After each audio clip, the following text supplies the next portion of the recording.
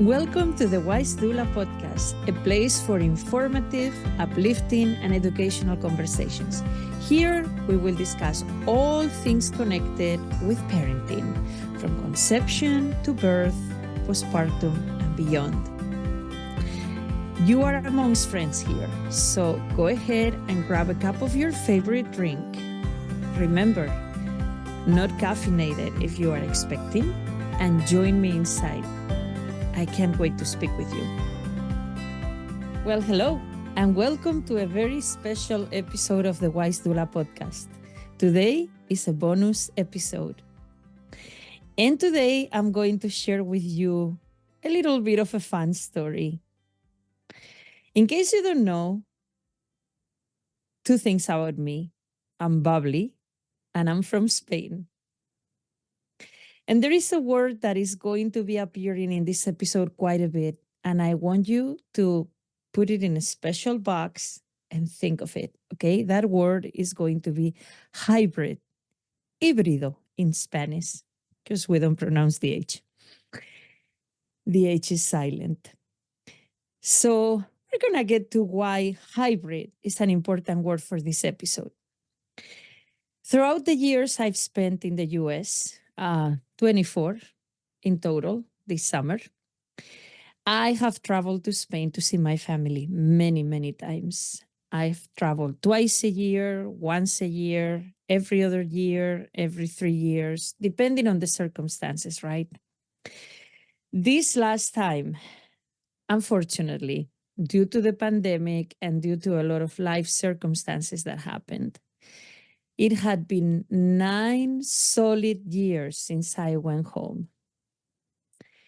A really long time. And in today's episode, I am going to tell you about the traveling adventures of Marta, aka Loving Belly Doula, aka the host of the Wise Doula podcast.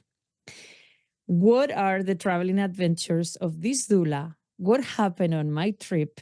And what wisdoms and teachings can we extract from it? Let's get to it. So, as you can imagine, after 9 years without going home, there is a large amount of trepidation that is happening, okay? I am just feeling so overwhelmed about this trip. Everybody I know, everybody is going, Marta, you're going to have such a good time. Oh my goodness, I am so happy for you. On the outside, I'm all smiles. On the inside, there is such turmoil in my chest. What's going to happen? Are my friends still going to be my friends? How is it going to be to reconnect with my family? How is it going to be to reconnect with everybody I know? How is it going to feel to walk the streets of my town again? And of course, I am excited, of course. But the biggest feeling is that, oh, that trepidation, you know. Fast forward to the Monday before I'm flying out. And as I'm trying to put things in my luggage, I am feeling frozen. I don't know what to pack. I don't know what I'm doing. I have all this anxiety running, you know. But anyway, I pack the luggage. I get to the plane. I think it's going to be okay. Everybody has told me it's going to be okay. Of course, it's going to be okay.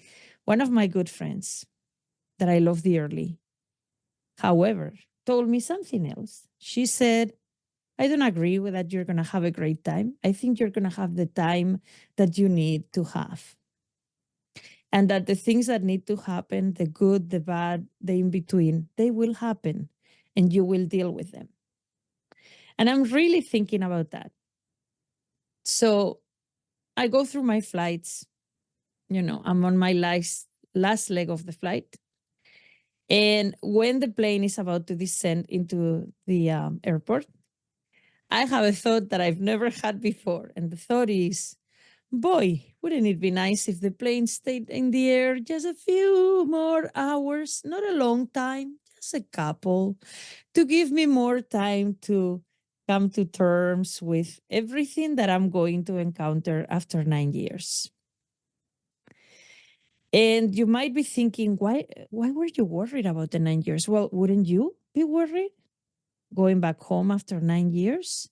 Wouldn't you be worried about sort of matching, quote unquote, the vision of yourself that your family and friends have? Sort of being true and authentic to who you are while still matching the expectations of everybody, if that's even possible. Figuring out how seeing the old places and the old people is going to affect you. It is like a boiling pot of thoughts and ideas and nerves and everything. And here's where that word hybrid comes in a little bit. When I'm in my last airport before the final leg, I meet a couple from Spain. They've been visiting here. They're older, my parents' age. And we start talking, and she says, "Oh, with almost 24 years in the US, you must consider yourself American." And I say, "No, no, no, no, no. I still consider myself a Spaniard.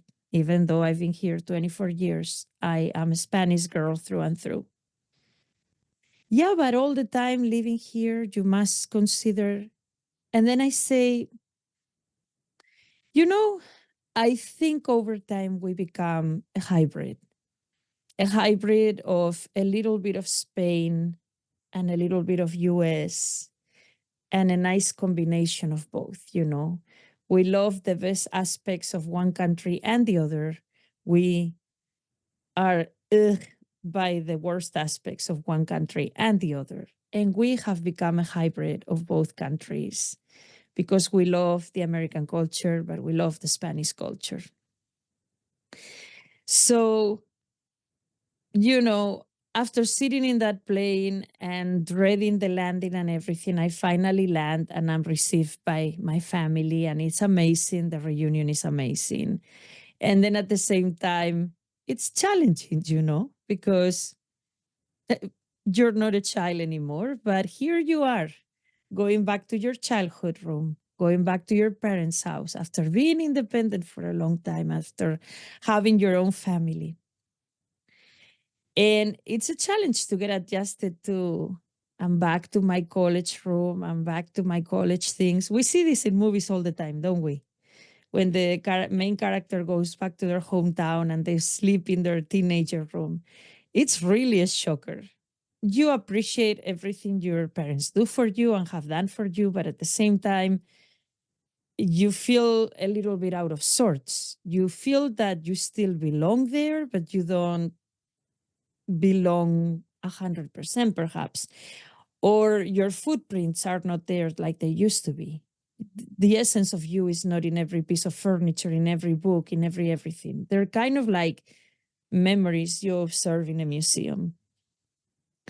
And I'm sure you have had a similar experience. And I invite you to think about how that felt going back to that childhood room to visit, to stay for a few weeks.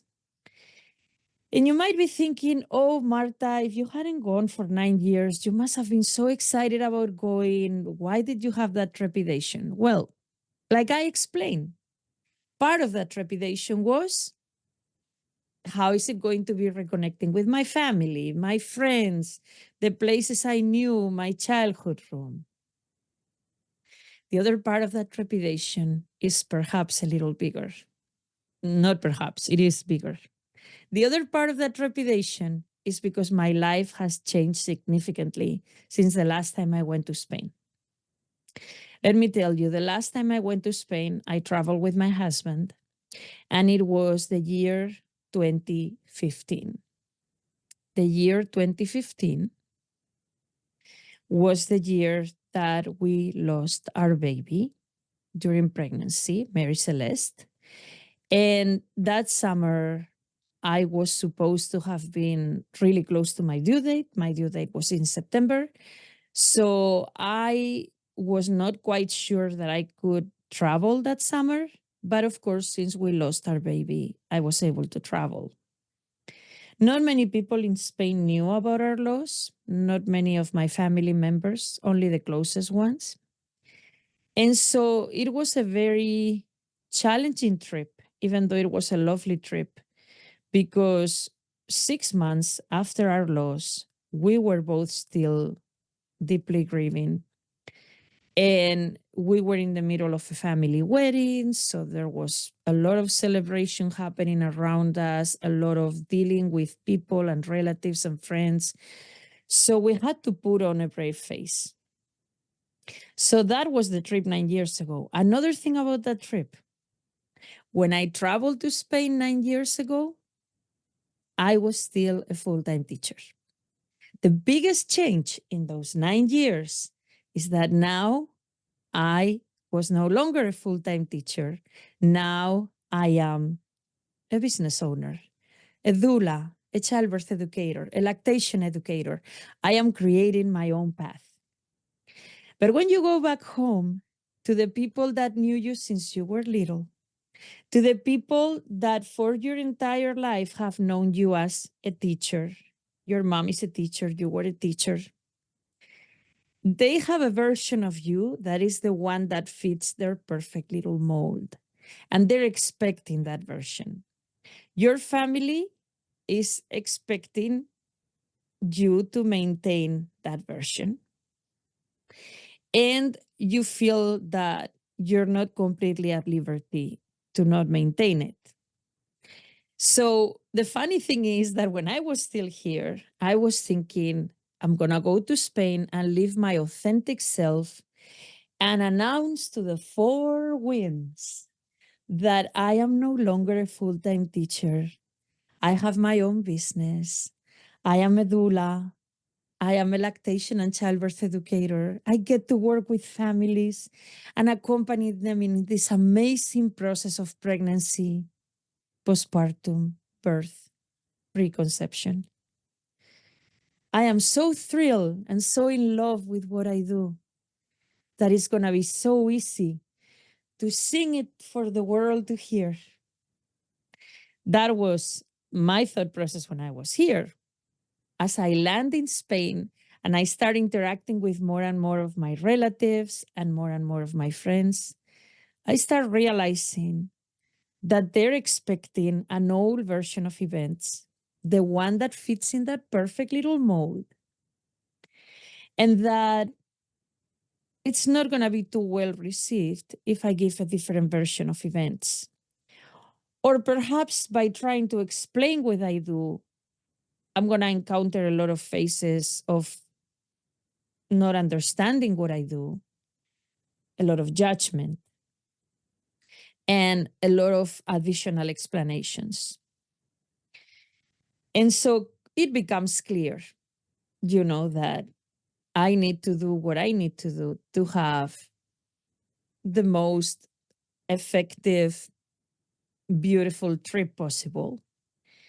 And the dreams I had of announcing to the four winds, my beautiful path, my beautiful mission, and all that, this might not be the place.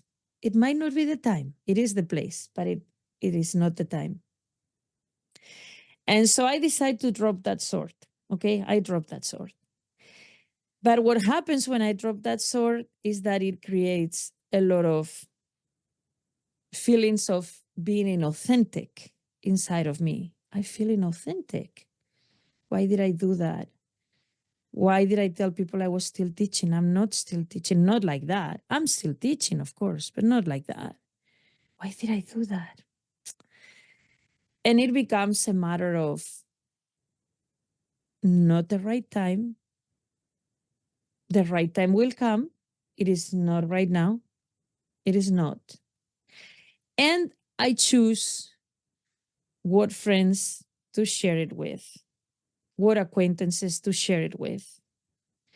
And I sort of like get a little taste of sharing about it, okay? With the people I am fully comfortable with, I am fully sharing. This is what I do, I love what I do, etc., etc. With relatives and other people, I am just maintaining status quo. And you know what? We're human, right? We might have these desires to do all the deep gardening and the depth and everything. But at the end of the day, when we encounter ourselves in that situation, we have to make a choice. And perhaps the choice is, this is not the right time. It's okay. The right time is going to come. For right now, just survive. And for right now, just appreciate. So, what did this traveling doula do while I was in Spain? Once I realized that my biggest dream, which was sharing about my work, was going to be a little more challenging than expected, because everybody expects me again to be a teacher, full-time teacher. Number one, I appreciated the small moments with the people I care about. That for sure was a big, big learning. How can I appreciate the little moments with the people I care about? How can I appreciate the journeys that are happening within this trip? The journeys for the senses, okay, with delicious food, with my mom's cooking, with enjoying a nice drink with a friend and sitting at an outdoor cafe for hours talking. The delicious food that I had for dinner with my best friends, the moments we had, the Spanish omelette and coffee I had by myself in more than one occasion during the trip. All of those moments were special. Spending time with my best friend, attending dancing events together, priceless.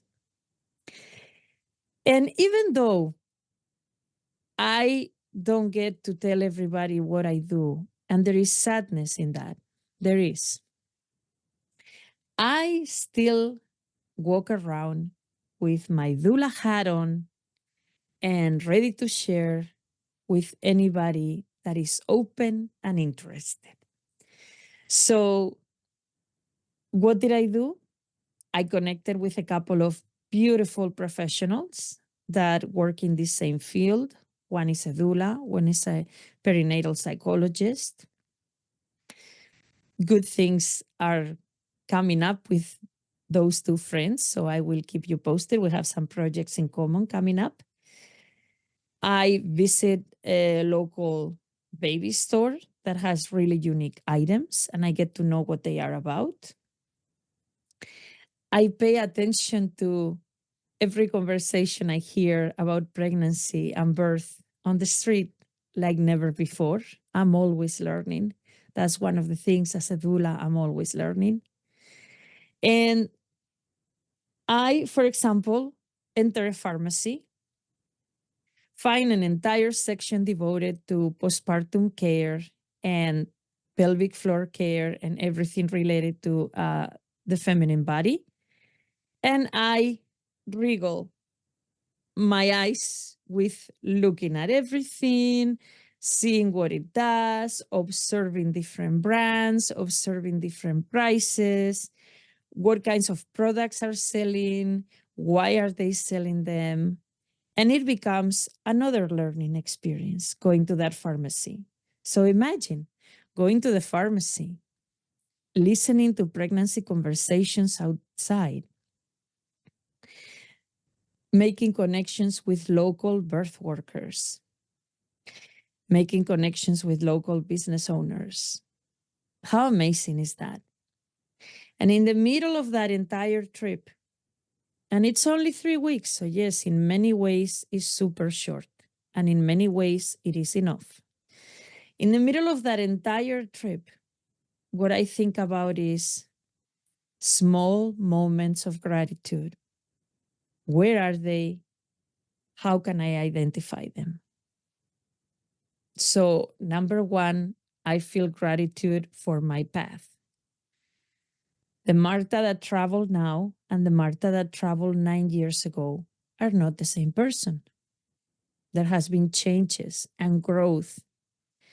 And the biggest growth is through the experience of pregnancy and perinatal loss. I have become a doula. I have started my business.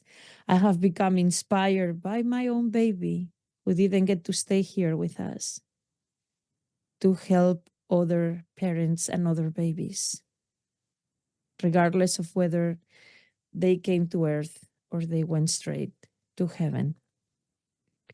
So that's gratitude number one for the path, for the things that have happened in 9 years that have changed who I am today. Number two, I developed gratitude for my parents, for my house, for the fact that my parents' mailbox still has our names on it, even though we no longer live there, my siblings and I. For the fact that my parents have lived in the same place for a long time and everybody knows us there. And they're curious, they care, they welcome you with a smile, they want to know what's going on with your life. Huge gratitude for that. Number three, gratitude for the small moments, whether with friends or by myself. Those moments were precious. Whether it was dancing, sitting at an outdoor cafe for hours, eating dinner, having coffee, or going for a walk. And gratitude for the solo ones too, because they were special and they were priceless. Number four, gratitude for the connections with those local birth workers that reaffirm that doula work is very much present in Spain and that there is room for me over there too, if at any point we decide to be in Spain. And that my relatives and all the people that don't know what I do will definitely come around to it. And number five, and the biggest takeaway, remember I said the word hybrid? The biggest takeaway is I am a beautiful hybrid. I am a product of having lived in Spain since the time I was born until I was 25, and having lived here in the US for the following 24 years. And yes, I will be 50 in December. So you can add up the numbers or I can just tell you. But I have gratitude for being that hybrid. Not only am I that hybrid of American and Spanish, not only am I that hybrid of English and Spanish languages, I am also a hybrid of career paths. Beautiful hybrid. I have all my teaching years as a big part of me, and I have my doula years as another part of me, and together they meld. And no, they're not two different colors, they're not two different shades, they are one. And so I invite you today to think about, how are you a hybrid? What things make you special? What parts of you are a little bit different, but come together to make the unique, awesome human being that you are? And I do believe that wholeheartedly, that you are a unique, awesome human being. And if you are embarked or embarking in the pregnancy journey, or you are struggling with fertility, or things are a little rough, remember, you are a beautiful hybrid. You are. You are the beautiful woman, wife, sister, daughter, professional that you are. And you are also the mom that is longing for her baby, that is looking forward to a baby and looking forward to starting a family. And both parts of you meld and combine and make you the beautiful hybrid that you are. And since a hybrid is something really unique, no two people supposedly alike are going to create the same hybrid, right? I could take somebody else that used to be a teacher and is now a doula, that is from Spain and now lives in the US. And they would not combine and make the person that is sitting in front of you today. They would make a different person. And because we all have our own unique brand of hybrid, why not share that with the world? So my message to you today is think about your awesome, unique qualities that make you who you are. Yes, with your lights and your shadows, with your happiness and your insecurities and the things that you feel awesome about and the things that you feel not so awesome about. And how can that amazing body, that amazing human that you are, how can you support other people? How can you share those little bits of wisdom that you have accumulated in your own special journey and share them with other people that can use them? For me, I could have told you many different things in this episode, and there will be other episodes and other topics. But I felt that I really wanted to share my experience of traveling to Spain. And I came back with a lot of good memories, a joy of having walked every day, having felt the sun in my face every day, and the joy of spending time with family and friends and stepping on the stones that still have my name, stepping on the rooms that still have my name, and knowing that no matter what, we need to embrace who we become after life's experiences.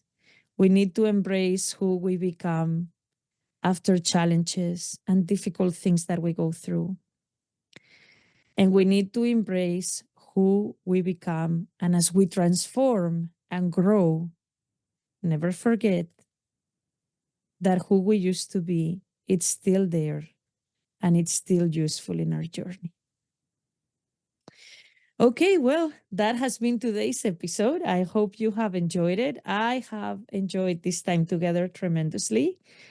If you want to hear more things about Spain, or you want to hear more things about how doula support works in Spain, how birth works in Spain, I don't know. If you are curious about how things are in my other corner of the world, where I was born and raised, I am happy to talk about it again. Okay. And of course, I always love talking about travel. At the end of the day, life is a journey too. It's not always about the physical travel. Sometimes it's about the metaphorical one. So I leave you with joy and happiness. And again, small celebrations that add up to big wisdoms. And I will see you next week. Bye for now. Hey, you have listened to the Wise Doula podcast today. Thank you so much for joining us. Remember, everything we discussed today was meant for entertainment and educational purposes only.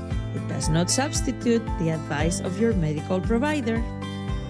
Would you do us a favor? Follow me on Instagram at LovingBellyDoula. Also, let me know what other topics you would like to see me discuss in this podcast. And please subscribe to the podcast on your favorite platforms. Thank you so much. I will see you next week.